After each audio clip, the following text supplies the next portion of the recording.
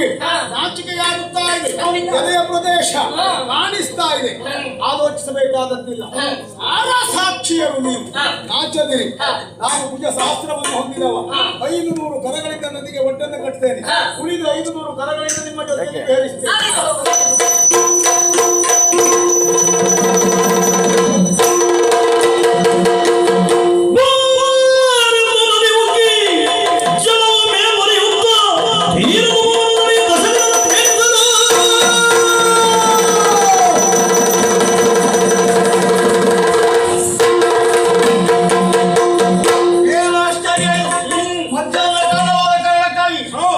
ಶಿವನನ್ನ ಪೂಜೆ ಮಾಡುವುದಕ್ಕೆ ಬೇಕಾಗಿ ಸಕ್ರಮದ ಕಾಲಕ್ಕೆ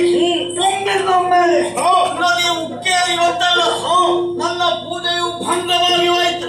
ಹಾಗಾದ್ರೆ ಇದಕ್ಕೆ ಕಾರಣ ಯಾರು? ನೋಡಿ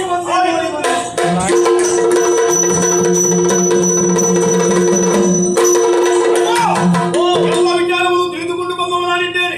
500 ಭುಜಗಳಿಂದ ನೀರನ್ನು ಅಡ್ಡಗಿಸಿ ಇನ್ನು ಉಳಿದ 500 ಭುಜಗಳಿಂದ ಜಲಕ್ರೀಡೆಯನ್ನು ಆಡ್ತಾ ಇದ್ದಾನೆ. ಅವನೇ ಕಾರ್ತಿವೀರ್ಯ. ಧರೆಯಾದಿ ಪದ ಮಾಡ್ತಾ ಇದ್ದಾನೆ. ಅವನನ್ನೇ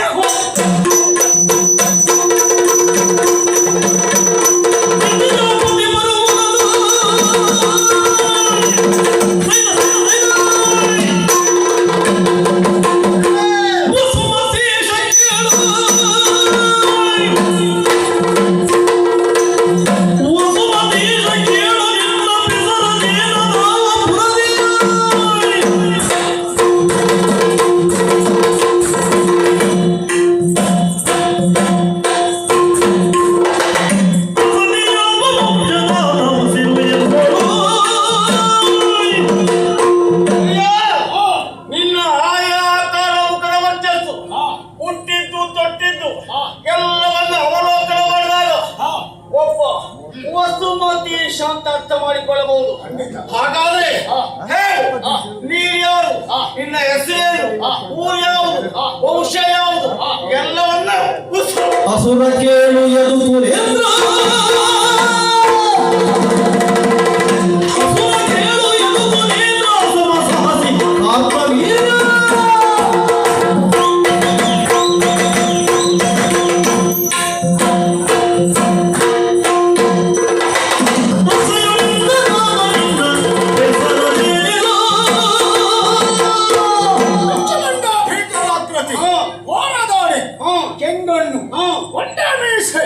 ಇದನ್ನೆಲ್ಲ ಕಂಡಾಗ ನೀನೊಬ್ಬ ಅಸುರ ಎನ್ನುವುದನ್ನು ಯಾರಾದರೂ ಊಹಿಸಬಹುದು. ಹಾಗಾಗಿ ಅಸುರ ಕೇಳು. ನನ್ನ ಪರಿಚಯವನ್ನು ಹೇಳಿಕೊಳ್ಳುವುದಕ್ಕೆ ಸಂತೋಷವಾಗ್ತಾ ಇದೆ. ನೀನು ನಿಂತಿರುವಂತಹ ಈ ನೆಲ ಮಾಹೇಶ್ವತಿ ಎನ್ನುವುದಾಗಿ ಆಳುವ ದೊರೆ ಕೃತವೀರ್ಯ ಸಂಜಾತ ಕಾರ್ತವೀರ್ಯಾರ್ಜುನ ಹೈಹಯ ವಂಶಜ. ಈ ಕಾಲದಲ್ಲಿ ಧರೆಯ ದಿಗ್ವಿಜಯವನ್ನು ಕೈಗೊಳ್ಳುವುದರ ಮೂಲಕವಾಗಿ ಅರಸ ಮಕ್ಕಳಿಂದ ಕಪ್ಪದಾನಿಕೆಗಳನ್ನು ಪಡೆದಿರುವುದರಿಂದ ಅಸಮ ಸಾಹಸಿ ಕಾರ್ತವೀರ್ಯ ಎನ್ನುವುದಾಗಿ ಈ ರಸೆಯಲ್ಲಿ ನನ್ನ ಹೆಸರು. ನನ್ನನ್ನು ವಿಚಾರಿಸುತ್ತಿರುವ ನೀನು ಯಾರು ಹೇಳಿ?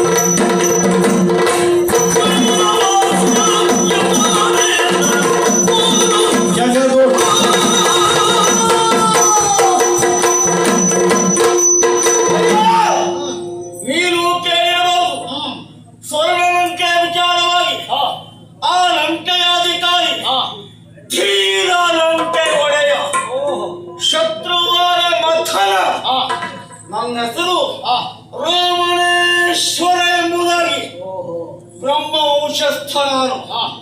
ಆಳ್ವಿಕೆ ಮಾಡ್ತಾ ಇದ್ದು ಲಂಕೆಯಲ್ಲಿ ಸಾಕಬೇಕು.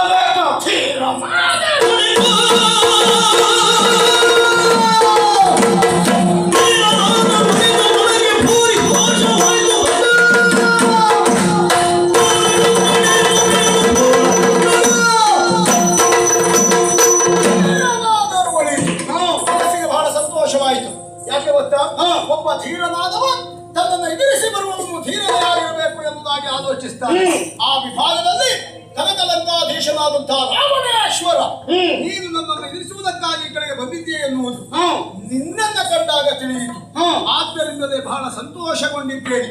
ಆದ್ರೆ ರಾವಣ, ನೀನೊಬ್ಬ ಸ್ಥಾನಾಪನ್ನ ವ್ಯಕ್ತಿ, ನೀನೊಬ್ಬ ಯೋಗ್ಯತಾ ಸಂಪನ್ನ. ನಿನ್ನಂಥವನು ಇದ್ದ ನಾಡನ್ನು ಬಿಟ್ಟು ಇನ್ನೊಂದು ಕಡೆಯಿಂದ ಸೇರ್ತಾನೆ ಅಂತ ಕಾರಣಗಳೇನು?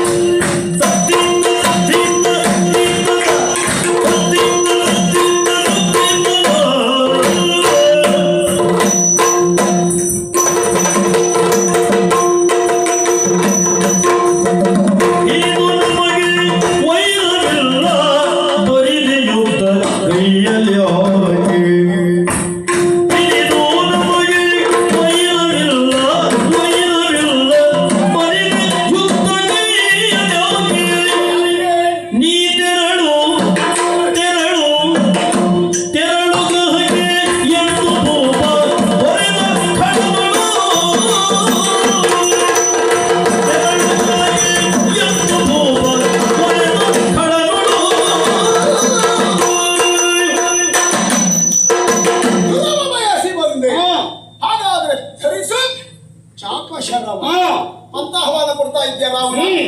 ಯೋಚನೆ ಮಾಡಿ ನೋಡು, ಯುದ್ಧ ಎನ್ನುವುದು ನಮಗೇನು ಅನಪೆ ವೆಚ್ಚತೆ ಅಲ್ಲ. ಹಾಗಂತ ಯುದ್ಧಕ್ಕೆ ಕಾರಣ ಎನ್ನುವುದು ಇರಲೇಬೇಕು. ನನಗೂ ನಿನಗೂ ಯಾವುದೇ ಪೂರ್ವದ್ವೇಷ ಇಲ್ಲ. ಅಂಥದ್ರಲ್ಲಿ ಕಾಲ್ಕೆರೆದು ಯುದ್ಧಕ್ಕೆ ಬಂದಿದ್ದೆ ಅಂತ ಆದ್ರೆ ಕಾರಣ ಏನು ಅಂತ ಬೇಡವಾ? ಬಂದ ದಾರಿಗೆ ಸುಂಕ ಇಲ್ಲ, ತೆರಳು. ಯುದ್ಧಕ್ಕೆ ಒಂದು ಕಾರಣ ಬೇಕು. ವಿಷಯ ಸತ್ಯವಾದ್ರೂ ಕಾರಣ ಬೇಕೇ ಬೇಕು ಅಂತಿಲ್ಲ. ಹೆಣ್ಣು, ಹೊನ್ನು, ಮಣ್ಣು ಇವು ಮೂರು ಪ್ರಧಾನ ಕಾರಣವಾದರು. ಅದರ ಅವಶ್ಯಕತೆ ನನಗೂ ಇಲ್ಲ, ನಿನಗೂ ಇಲ್ಲ. ಹಾಗಿದ್ರೆ ಆದ್ರೂ ಬಯಸಿ ಒಂದೇ ಕಾರಣ ಏನು? ರಾವಣನ ಜಾಯಮಾನವೇ ಹಾಗೆ. ಎಲ್ಲಿ ಒಳ್ಳೆದುಂಟು ಅದನ್ನ ಒಂದು ಪಡೆಯುವುದು, ಅದೆಲ್ಲ ನಾಶ ಮಾಡುವುದು. ಒಳ್ಳೇದು ಕಂಡ್ರೆ ಆಗುವುದೇ ಇಲ್ಲ. ಪಡೆಯುವುದು ಸಿಗಲಿಲ್ವ ನಾಶ ಮಾಡುವುದು. ಸಿಗದೆ ಇದ್ದದ್ದು ಈ ಪ್ರಪಂಚದಲ್ಲಿ ಯಾರಿಗೂ ಸಿಕ್ಕಬಾರ್ದು ಅಂತ ಅಷ್ಟೇ. ಹೊಟ್ಟೆಗೆ ಪರಮಪಿಂಡ. ಜೊತೆಯಲ್ಲಿ ನನಗಿಲ್ಲೊಬ್ಬ ಬಲಾಢ್ಯನಿದ್ದಾನೆ ಅಂತಾರೆ, ಅವನ ಬಲ ಎಷ್ಟುಂಟು ನೋಡುವ ಅಭ್ಯಾಸ ಮತ್ತೊಂದು. ಇನ್ನೊಂದು ಕ್ಷೇತ್ರ ವಿಸ್ತರಣೆ. ನನಗಿದು ಇನ್ನೂ ಆಸೆ ಉಂಟು. ಇನ್ನೆಂತ ಏರ್ಬೇಕಾದಷ್ಟೇ ಹತ್ರ ಏರಿ ಆಯ್ತು, ಸಿಗ್ಬೇಕಾದ ಜಾಗ ನಿನಗೆ ಸಿಕ್ಕಿ ಆಯ್ತು. ಇನ್ನೆಲ್ಲೂ ಇದೇ ತಪ್ಪು ತಿಳುವಳಿಕೆ. ಯಾಕೆ? ಜಾಗ ಸಿಕ್ಕಿದ್ದವರು ಅದು ಅಲ್ಲ, ಅದನ್ನ ಶಾಶ್ವತವಾಗಿ ಉಳಿಸಿಕೊಳ್ಳಬೇಕು ಅಂತಾದ್ರೆ ಅಲ್ಲಲ್ಲಿ ತಲೆ ಎತ್ತುವನ್ನೆಲ್ಲ ಕಡಿತಾ ಇರಬೇಕು ನಾವು. ಹಾಗಾಗಿ ನೀನೊಬ್ಬ ತಲೆ ಎತ್ತಾ ಇದ್ದೆ ಅಂತ ನನಗೆ ಗೊತ್ತಾಯ್ತು. ಎಲ್ಲಿಯಾದ್ರೂ ನೋಡಿ ನಾಳೆ ಬಲಾಢ್ಯನಾಗಿ ಕಲಂಕದಂಕೆ ಅಂತ ದೃಷ್ಟಿ ಇಟ್ರೆ ಹಾಗೆ ಆಲೋಚನೆ ಮಾಡುವುದು ಬೇಡ. ನಾನ್ ತಲೆ ಎತ್ತುತ್ತಾ ಇದ್ದದ್ದೇ ಹೌದಾದ್ರು ತೀರಾ ನೀನಿತ್ತು ಜಾಗಕ್ಕೆಲ್ಲ ಬಂದು ನಿನ್ನ ಕೈ ಕೊಡುವ ಪ್ರಶ್ನೆಯೇ ಇಲ್ಲ. ಎಲ್ಲಾದ್ರೂ ಅಪರೂಪಕ್ಕೆ ದಿವಸ ಬಂದು ಹೋದೇನು ಬಿಟ್ಟರೆ ನಿನ್ನ ಜಾಗಕ್ಕೆ ತೊಂದರೆ ಇಲ್ಲ. ಯೋಚನೆ ಮಾಡಿ. ಹಾಗೆ ಅಪರೂಪಕ್ಕೆ ಬರ್ಲಿಕ್ಕೆ ನಮ್ಮದು ಲಂಕೆ ದಾಟಿ ಬರಬೇಕು, ಬಿಡು ವಿಷಯವಲ್ಲ. ಅದು ನಿನ್ನ ಸಹಕಾರದಿಂದಲೇ ಬರಬೇಕು. ಅದಲ್ಲ, ಕಾರಣ ಇಲ್ಲದೆ ಯುದ್ಧ ಅಲ್ಲ. ಏನು ಕಾರಣ? ಇಬ್ಬರು ಗಟ್ಟಿಗಳು ಹೋರಾಟ ಮಾಡುತ್ತಾರೆ. ಆ ಹೋರಾಟದಲ್ಲಿ ಗೆಲುವು ಯಾರಿಗೆ ಒಂದು ನಿರ್ಣಯ ಇರ್ತದೆ. ಆ ಜಟ್ಟಿಗಳಿಗೆ ವೈರತ್ವ ಇರ್ತದ, ಪೂರ್ವದ್ವೇಷ ಇರ್ತದ, ಯಾರು ಶ್ರೇಷ್ಠ ಪದಾರ್ಥರು ಎನ್ನುವುದೇ ಪ್ರಶ್ನೆ. ಇಲ್ಲೂ ಅದೇ ಪದಾರ್ಥ ಯಾರು, ನಾನು ನೀನು. ಆದ್ರೆ ಆ ಸ್ಪರ್ಧೆಯಲ್ಲಿ ನಿರ್ಣಯ ಮಾಡುವುದಕ್ಕೆ ನಿರ್ಣಾಯಕರು ಅಂತ ಇರ್ತಾರೆ. ಇಲ್ಲಿ ನಮ್ಮಿಬ್ಬರಲ್ಲಿ ಯಾರಿದ್ದಾರೆ? ಬಹುಮಾನ ಇದ್ದಲ್ಲಿ ನಿರ್ಣಾಯಕರು ಬೇಕು. ಬಹುಮತ ಇದ್ದಲ್ಲಿ ಬಹುಮಾನ ಇದ್ದಲ್ಲಿ ಹಾ. ಅಂದ್ರೆ ಸ್ಪರ್ಧೆಯಲ್ಲಿ ಗೆದ್ದವನಿಗೆ ಹೇಗೆ ಕೊಡುದುಂಟಲ್ಲ, ಹಾ. ಇಲ್ಲ ಆಗಲ್ಲ. ಹಾ. ಬಹುಮಾನ ಇಲ್ಲ ಒಂದು, ಇನ್ನೊಂದು ಆತ್ಮತೃಪ್ತಿ ಬಹಳ ಪ್ರಧಾನ. ನಮ್ಮ ಮನಸ್ಥಿಬ್ರದ್ದು ಶುದ್ಧವಾಗಿ ಉಂಟು ಹಾ. ಅಂತ ತಿಳ್ಕೊಂಡು ಹಾ. ನಾನು ಯುದ್ಧ ಮಾಡ್ಲಿಕ್ಕೆ ಪ್ರಾರಂಭಿಸ್ತೇನೆ. ಆದ್ರೆ ಒಂದು ನೆನಪಿಟ್ಟು ಏನು? ಕ್ಷೇತ್ರ ನಿನ್ನದ್ದಲ್ಲ, ನಿನ್ನ ಲಂಕೆಗೆ ನಾನು ಬಂದದ್ದಲ್ಲ, ಹ್ಮ್ ಮಾಹಿಷ್ಮತಿಗೆ ನೀನು ಬಂದದ್ದು. ಹೌದು. ಕ್ಷೇತ್ರ ನನ್ನದ್ದು. ನಾವಿಲ್ಲಿ ಹೆಸರು ಮಾಡಿ ಖ್ಯಾತರಾಗಿ ಕೆಲವು ವರ್ಷ ಆಯಿತು. ಹಾಗಾಗಿ ನನ್ನ ಸ್ಥಾನವನ್ನ ಅಲುಗಾಡಿಸುವುದಕ್ಕೆ ನೀನು ಬಂದ್ರೆ ತಲೆ ತಗ್ಗಿಸಬೇಕಾಗಿತ್ತು ಶಾಸ್ತ್ರ. ನಿನ್ನ ಸ್ಥಾನವನ್ನು ಅಲುಗಾಡಿಸಬೇಕು ಅಥವಾ ವಶ ಮಾಡಿಕೊಳ್ಳಬೇಕೆಂಬ ಕಾರಣಕ್ಕಾಗಿ ಅಲ್ಲವೇ ಅಲ್ಲ. ಸ್ಥಾನದಲ್ಲಿ ನೀ ಎಷ್ಟು ಗಟ್ಟಿ ಅಂತ ನೋಡ್ಬೇಕು ಅಂತ ಬಂದಿದ್ದಾನೆ. ಸ್ಥಾನದಲ್ಲಿ ನಾವೆಷ್ಟು ಗಟ್ಟಿ ಎನ್ನುವುದು ಗಟ್ಟಿ ಇದ್ದಲ್ಲೇ ಗೊತ್ತಾಗ ಹೋಗಿದೆ. ನೀನೆಷ್ಟು ಗಟ್ಟಿ ಉಳಿಸ್ಕೊಳ್ತೀವಿ ಅದ್ರ ಬಗ್ಗೆ ಯೋಚನೆ ಮಾಡಿ. ಉಳಿಸಿಕೊಳ್ಳುವ ವಿಷಯದಲ್ಲಿ ಭಯ ಇಲ್ಲವೇ ಇಲ್ಲ ನನಗೆ. ಕಾರಣ ಪರಶಿವನಿಂದ ಅನುಗ್ರಹಕ್ಕೊಳಗಾದವ, ಬ್ರಹ್ಮನಿಂದ ವರ ಪಡೆದವ ನಾನು. ಆ ಭಯ ನನಗಿಲ್ಲ. ಇನ್ನೂ ನಾಲ್ಕು ತಾಗಬೇಕು ಅಂತ ಉಂಟು ನನಗೆ. ಇನ್ನೊಂದು 2 ವರ್ಷ ಹೋಗಲಿ, ಅದೇ ಪರಶಿವ ಬ್ರಹ್ಮ ಇಬ್ರು ನಿನ್ ತೆಗೆದು ಬೀಸಾಡ್ತಾ ಇದ್ರೆ ಹಾಗೆ ಬಿಸಾಡ್ತಾರಂತೆ ಪರಶಿವನೇ ಹೋಗ್ಬೇಕು ಬಿಟ್ಟು ನಾ ಹೋಗುದಿಲ್ಲ.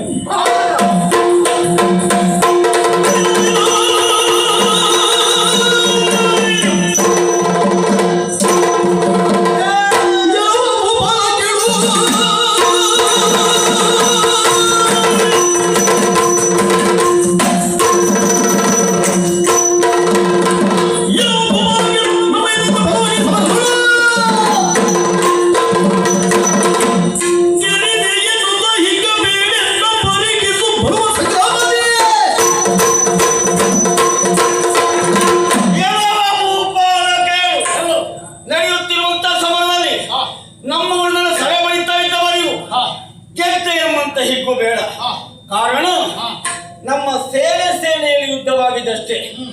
ಅರಸರು ಅಥವಾ ನಾಯಕರು ಮುಖಾಮುಖಿ ಆಗಲಿಲ್ಲ. ಈಗ ರಕ್ಕಸರಿಗೆ ನಾಯಕ ನಾನಿದ್ದೇನೆ, ಮಾನವರಿಗೆ ನಾಯಕ ನೀನಿದ್ದೀಯ. ನಾಯಕರ ಹೋರಾಟ ಪ್ರಾರಂಭ. ಈಗ ನಿರ್ಣಯ ನಿನ್ನ ವಿಷಯ ಗೊತ್ತಿಲ್ಲದೆ ಇದ್ದವರಿಗೆ ನೀನು ಏನು ಅಂತ ತಿಳ್ಕೊಂಡವರಿಗೆ ಹೆದರಿಕೆ ಆಗಬಹುದು. ನಿನ್ನ ಚರಿತ್ರೆ ಗೊತ್ತಿದ್ದ ನನಗ ರಾವಣ ಲೋಕವ್ಯಾಪಿ, ಆದ್ರಿಂದಲೇ ಗೊತ್ತಿದ್ದ. ಏನು ಗೊತ್ತುಂಟು? ಬಹಳ ಉಂಟು. ಹೇಳು. ವರ ವಿರೋಚನ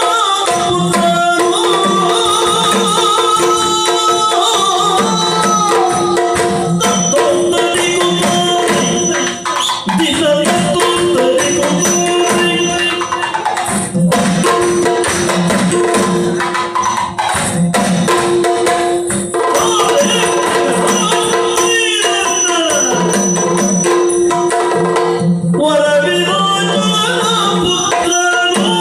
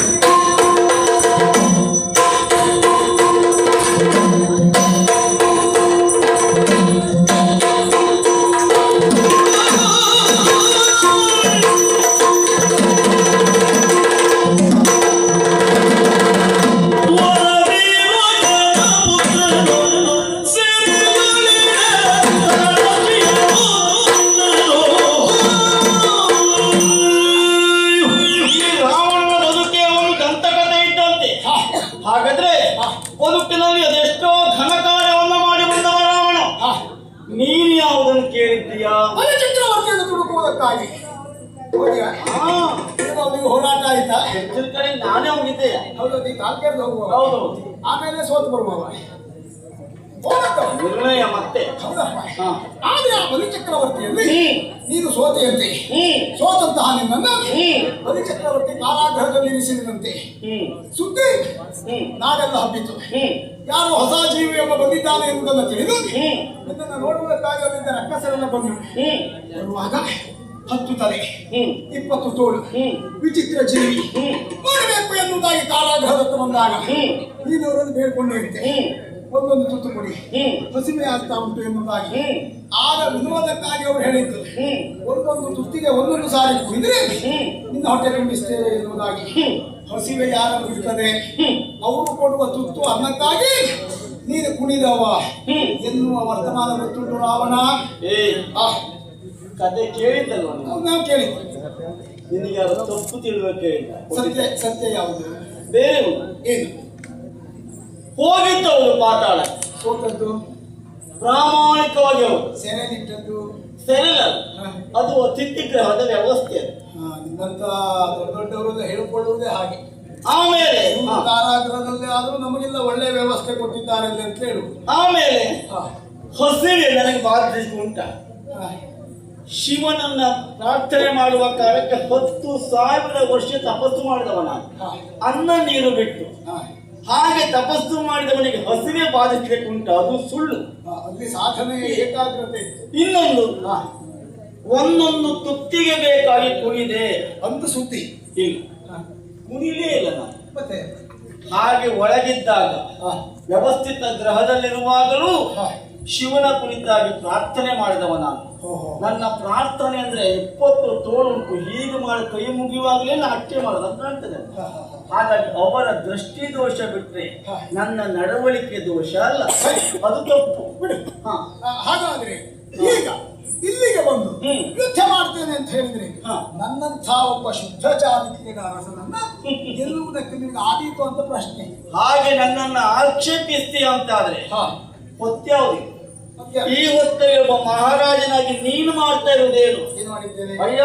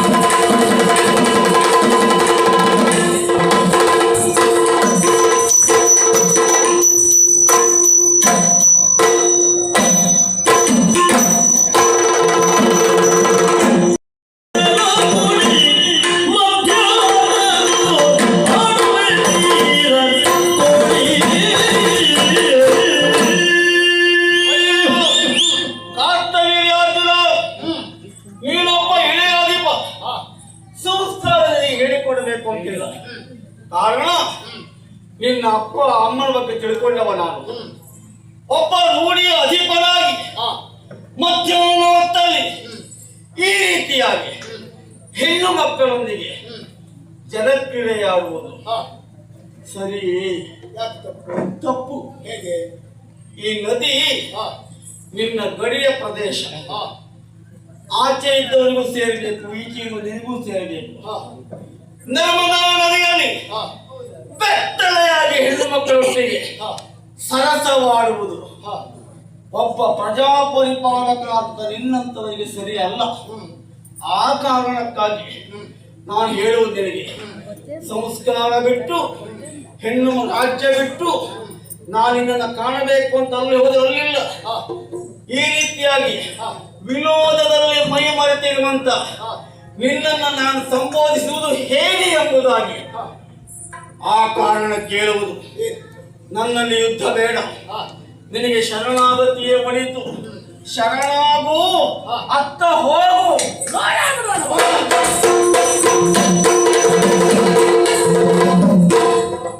ಹೊರಗೊಂಡ ಶಕ್ತಿವಾದ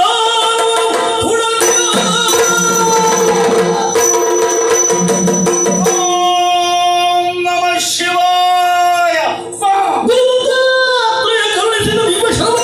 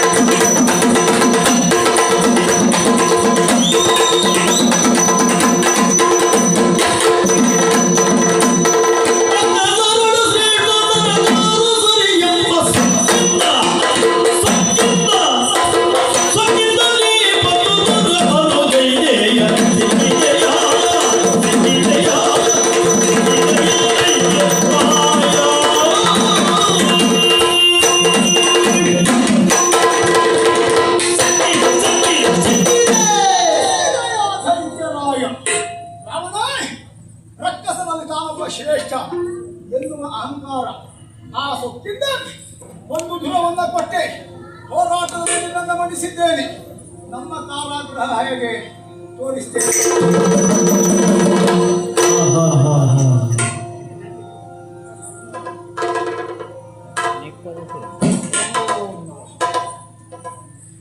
ಏನು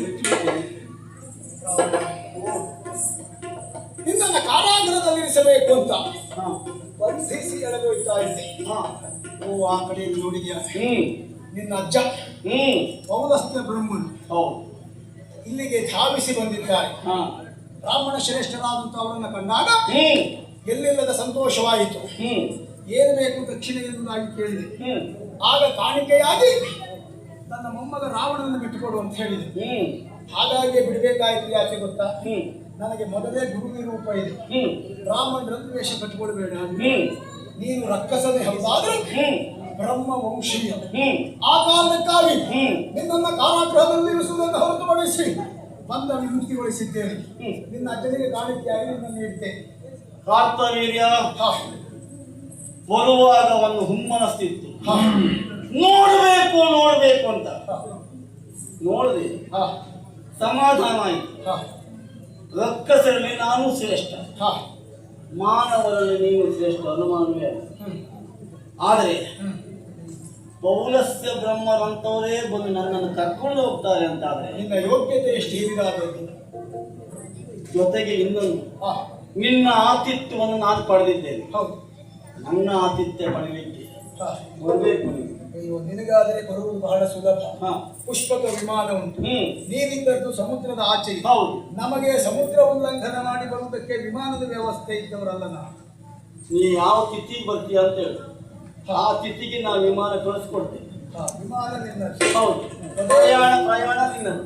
ಪದೇ ಪದೇ ಬರುವುದಿಲ್ಲ. ಹಾ. ಎಲ್ಲಿಯಾದ್ರೂ ಅಪರೂಪಕ್ಕೆ ನಿನ್ನ ನೋಡಬೇಕು ಅನ್ನಿಸಿದಾಗ ಹಾ. ನೀ ಹೇಳಿ ಕಳುಹಿಸ್ತೇನೆ. ಹಾ. ವಿಮಾನದ ವ್ಯವಸ್ಥೆ ಒಂದು ಮಾಡಿದ್ರೆ ಸಾಕು. ನೀ ಪದೇ ಪದೇ ಬಂದರೂ ಸ್ವಾಗತ ಉಂಟು. ಹೌದಾ? ಆದ್ರೆ ಹಾ. ಬರುವಾಗ ಹೀಗೆ ಆಗ್ಬೇಕು ಹಾಗೆ ಆಗ್ಬೇಕು ಅಂತ ಹೇಳ್ಬೇಡ. ಒಂದು ನಾವು ಸರಿ ವ್ಯವಸ್ಥೆ ಮಾಡ್ತೇವೆ. ನೀ ಹೇಳುವುದೇ ಬೇಡ. ಹಾ.